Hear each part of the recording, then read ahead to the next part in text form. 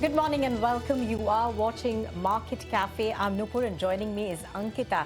And over the next half hour, we take you through what's happening in markets across the world as well as the top cues to watch out for back home in India.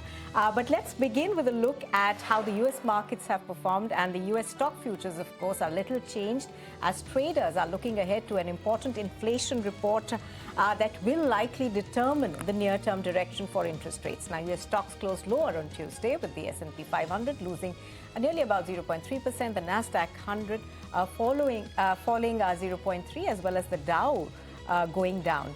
Now, Treasury yields eased, but credit-sensitive hyperscalers have declined, with Alphabet down 3.8%, Oracle losing 3.7%, Amazon shedding almost 2.1%, and SpaceX falling 3.9%. Intel has risen its planned stock offering by $5 billion to $20 billion, and Nvidia has reportedly secured a $500 billion in private financing from banks for AI infrastructure. And let's go across to Ankita now for the crude. All right, yes, it's the crude prices that is also weighing heavy on the markets. Brent crude is now sitting at $89.42 a barrel, just short of the $90 per barrel mark. It's up in a way 0.6% right now. WTI also sitting at $83.79 a barrel, above the $83 barrel mark, with gains of 0.7%. Now, Iran is saying that they want US to remove the sanctions and, of course, unfreeze the Iranian funds that are held overseas as a condition for Hormuz to open.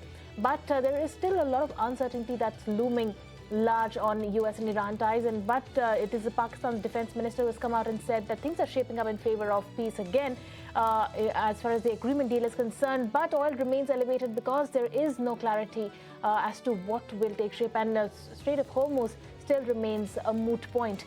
On account of that, we do see oil prices that remains elevated. As far as the Asian market is concerned, Asian market is trading mixed right now. We have Nikkei that's trading up 0.1%. We have Shanghai that is trading absolutely flat in the green, though. Hang Seng is also trading with cuts of 1%. ASX 200 is also trading with cuts of 0.5%. And the implied start to Nifty is also showing a very flat start, a very muted start today with gains of just 23 odd points. So a very quiet day of trade perhaps is what the implied start to Nifty is also indicating on account of elevated crude oil prices. Well, let's take a look at what is actually stopping the markets from advancing. Now, fresh attacks on shipping have added to tensions around the Strait of Hormuz as prospects for a quick end to the Iran war appear to dim. Now, 4 crew members were killed in a suspected Houthi attack on a cargo vessel in the Bab el-Mandeb Strait, while the US said that it had attacked a Panama-flagged vessel in the Gulf of Oman. Iran has hardened its position, saying Hormuz will remain closed unless Washington accepts conditions including the release of frozen Iranian assets and an end to regional conflicts. Here is Trump's latest comment. I don't trust Iran. Why? Are you saying I trust Iran? I'm the last person that trusts Iran. They've lied to me constantly. We have total control over the Hormuz Strait right now. They don't have control. We have total control. We own it. And at some point, maybe they'll do something and then they get blown away. But right now, we're in a very good position. We have a country that has been the bully of the Middle East for 50 years. It's really 51 if you think about it, right? We've been saying 47 for 4 years. And they're no longer the bully of the Middle East. And Trump also commented on the secret switching of planes after leaving a NATO summit in Turkey last month, reportedly amid a credible Iranian threat to target the aircraft. According to the reports, Trump boarded the Air Force One in front of the cameras before being moved to a smaller military aircraft using a catering truck. Listen into what he had to say. It's only up to Secret Service. I just follow what they'd like to do. So I go by Secret Service and the military. They wanted me to go on a different flight, a different plane, equal safety, but they wanted me to do it, so I do it. I do what they say. What is the nature of the threat? I guess there was a threat out there. I didn't really ask too much about it. I get a lot of threats. And moving on to stocks and earnings that moved the US markets, core Weave shares jumped 14% in extended trading after the AI infrastructure provider beat Wall Street estimates for the second quarter and raised its 2026 revenue outlook. Revenue surged 112% year on year, while the adjusted loss of about $1 per share was narrower than expected. The company's revenue backlog has reached $104 billion, excluding more than $25 billion in new third quarter commitments. Demand and pricing for its Nvidia-powered infrastructure remains strong, although the company carries around $35 billion of debt and faces rising competition and regulatory pushback over data centers. And Nvidia CEO Jensen Huang is backing a $500 billion financing pipeline to fund the next phase of the AI infrastructure boom. But analysts warn the model faces a major risk from China. Nvidia has partnered with 6 major Wall Street firms to finance data centers and GPU clusters, treating its chip as long-term productive assets. And the key risk is depreciation. The China floods the market with the cheaper AI hardware. Used Nvidia GPUs could lose value quickly, weakening the collateral behind hundreds of billions of dollars in loans. Well, moving back home now, and Mumbai, Thane and Raigad are under a yellow alert today as the IMD forecasts heavy rainfall. East Rajasthan is also likely to see heavy to very heavy rain with isolated extremely heavy rain, while heavy to very heavy showers are also expected across Gujarat, Haryana, Delhi, Himachal Pradesh, Jammu and Kashmir, Odisha, Punjab, West Madhya Pradesh and West Uttar Pradesh. Akansha is joining us and she's tracking this for us. Good morning, Akansha. So looking like a very, very wet Wednesday all across India today. That's right. Monsoon activity continues to remain strong across several parts of the country, with IMD issuing fresh weather alerts. For 12th August, the IMD has issued a yellow alert for Mumbai, Thane, Raigad and some neighbouring areas as well. Meanwhile, heavy to very heavy rainfall with isolated extremely heavy rainfall is expected over East Rajasthan. Heavy to very heavy rains are also expected across Gujarat, Haryana, Delhi, Himachal Pradesh, Jammu and Kashmir, Odisha, Punjab, West Madhya Pradesh and West Uttar Pradesh. Now coming to Mumbai, so city's 7 reservoirs stays at comfortable levels. As of 11th August, Mumbai's 7 reservoirs are at 89.05% of their total live storage capacity. Now, if we take a look at the latest rainfall deficit numbers released by IMD, so as of 11th August, East and Northeast India continues to report the highest deficit at 26.3%. Northwest India has a 10.6% deficit, while Central India is slightly above normal with rainfall at 0.6% below normal. The South Peninsula continues to remain in deficit at 18.6%. So India's cumulative rainfall deficit number has narrowed down to 11% as of 11th August, which is same as of yesterday. All right, moving on then, a major development in the probe of the Air India Phuket Delhi AI 2379 incident. Sources say that the flight's pilot in command has tested positive for psychoactive substances in a confirmatory laboratory test. Both pilots were screened after the aircraft suddenly lost around 300 feet of altitude on 4th of August, leaving 17 passengers and crew members injured. The initial screening of the pilot in command had flagged a concern, following which the sample was sent for confirmatory testing. Both pilots have since been taken off the flying roster, while the AAIB investigation continues into the incident, with the outgoing Air India CEO Campbell Wilson being called for questioning by the Ministry of Civil Aviation. Listen in to what he had to say. We wanted to get a direct update from Air India also on the incident, and we wanted to see how they are taking this issue from their side. And I have told time and again that from the ministry, safety in aviation is the topmost priority. There shouldn't be any compromise from any side, even the regulator or even the airlines or anyone. So this issue we have taken very, very seriously from the ministry side also. So we have just spoken to him as a preliminary task just to get an update. But I have to tell you that AIB has been given the task to continue on the investigation, and we have good confidence on AIB. So I would say that let us wait for the full-fledged report to come from AIB so that we can see what action, definitive action needs to be taken on this. But in the meantime, if it is anything related to substance abuse or substance using, I would say that from the ministry, we are taking it very, very seriously. And if we find that there needs to be some tweaking in the existing regulations, we are ready to do that also. Well, we slip into a very short break here on Market Cafe, but when we come back, we bring you the day's cues for the Indian stock market. Stay with us. Thank you very much for staying with us on Market Cafe on ET Now, and shifting our focus now to some boardroom developments. The GCPL MD and CEO Sudhir Sitapati has resigned from his role just months after he was reappointed. Ashesha has more details on this. Good morning, Ashesha. So tell us a bit more about why he stepped down after being reappointed, and who's the new man in? Well, yes, big development that has come in for GCPL, which is why the stock will be in focus. And this came in yesterday, where Sudhir Sitapati has now stepped down.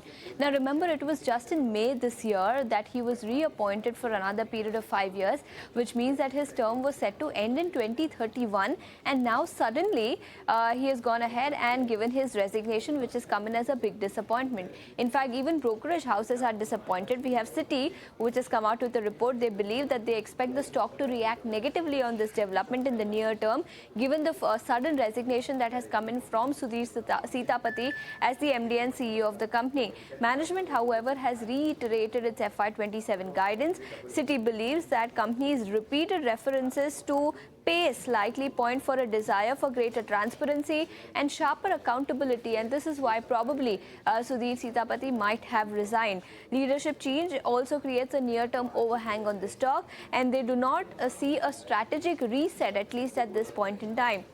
On the flip side, we have Nomura, which has gone ahead and reduced their target price on the stock to 1110 from 1300 rupees per share earlier. They say that stepping down of Sudhir Sitapati has come in as a shock. The stock could react negatively. FY27 guidance, however, continues to remain unchanged. But of course, this has come in as a major disappointment for the street and for brokerage houses, which is why Nomura, in fact, has gone ahead and cut its target price on Godrej Consumer Products. All right, let's move on and talk about the stocks that will be in focus. Manappuram Finance is one of the names that will be in focus on account of strong quarter, with PAT aiding the strong earning results. Management reiterates focusing on collections and asset quality repair. Mithali is joining us with all the number crunching. Over to you, Mithali. Right, so Manappuram Finance delivering a very good set of numbers for Q1 FY27. And if you see the profit as well as the gold loan, they have emerged as a growth drivers for the company. Consolidated AUM has jumped by 57% on a yearly basis, while the NII was up nearly 25%. But the real earnings kicker came from the lower provisions, which aided the growth in the PAT, which has surged by 342% on a yearly basis, with their ROA also improving now to 3.5% and ROA to 14.3%. The growth story is overwhelming about the gold as well, where the AUM has risen more than double on a yearly basis, now accounting for 82% of their consolidated AUM, while management is targeting 25 to 30% gold loan growth for FY27, alongside around 500 new branches that they wish to add in this financial year. Importantly, management wants to keep the portfolio increasingly secured, with 75 to 80% of the consolidated AUM targeted in the gold loan business, and they're also targeting the gold loan yield to be around 18% plus minus 25 basis points.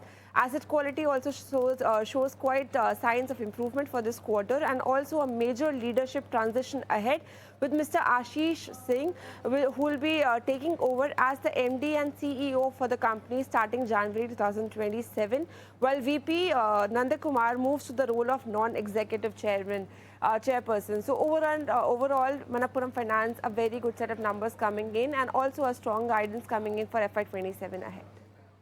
All right, Mithali, do stay with us.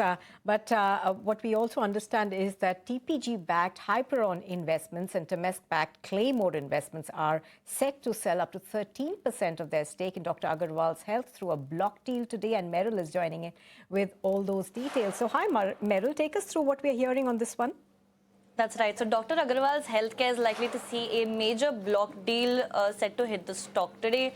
We've got Hyperion Investments that's backed by TPG and Claymore Investments that's backed by Temasek, both looking to sell up to 4 crore shares in the stock in a deal which is going to be translating to nearly 11% stake, with an included on top of that a 2% green shoe option.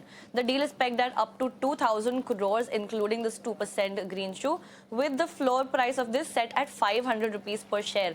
Now that floor price is actually a discount of upwards of 7.5% from the company's last closing price of 542 rupees. And this is not a complete exit by the investors. The base offer is only up to a 13%, while both of these combined hold up to 33% in the company. So a 20% combined stake is going to be untouched, that they will still hold after this block deal goes through. Now, the key takeaway is that both investors are trying to monetize their shareholdings, and because Dr. Agarwal has gained nearly 35% since its listing back in 2025, and it's also up over 21% in the past year itself. Importantly, both these companies have entered at a comparatively much lower valuation, with their combined pre-IPO investment at around 1970, and now they're going to be monetizing about 2,000 crores worth of stake with this bulk deal. So we're going to be watching out to who the stake gets transferred to and how this affects the stock in today's trade. All right, besides that, let's also talk about MCX that will be in focus in today's trading session. Well, SEBI is considering a proposal to allow foreign portfolio investors to trade physically settled non-agricultural commodity derivatives, a move that could be a positive for MCX. Mithali is now joining us with the details of this story. Over to you, Mithali. Rightly mentioned, positive momentum coming in for MCI as the SEBI considers wider participation by the FPIs in India's non-agricultural commodity derivatives market. Now, FPIs, they could be allowed to trade in the physically settled contracts in the commodities like crude oil, natural gas, gold, silver and other base metals. Currently, the FPIs are largely restricted to cash-settled contracts only, and this move actually could deepen the liquidity, boost institutional participation, as well as improve the price discovery on MCX, bringing India closer to the global commodity market practices going ahead. However, safeguards are also proposed for this action. FPIs would need to square off or roll over the positions before the delivery, and if they fail to exit, the positions could be transferred to a designated trading member. So a potential positive momentum could be seen for MCX if this proposal is finalized. But as of now, SEBI has invited the stakeholder comments until September 1st. So we will see as to how this will be further rolled out. All right, Mithali, of course, we'll keep an eye on that one. Thank you very much for joining us. That's all we have on Market Cafe, but the market is up next, so stay with us on ET Now.